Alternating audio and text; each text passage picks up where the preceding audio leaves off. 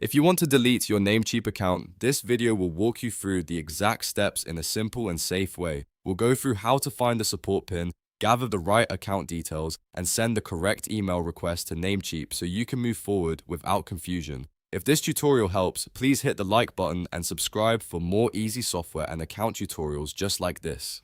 First, log into your Namecheap account using your normal email address and password. Once you're signed in, look for your profile or settings area. This is usually where your account management options are stored. After that, open the security section. In the security area, you should be able to find your support pin. Copy this pin carefully because Namecheap may require it to verify your request. Next, click on personal info and note the email address associated with the account. This is important because you'll want to include the correct account information in your deletion request.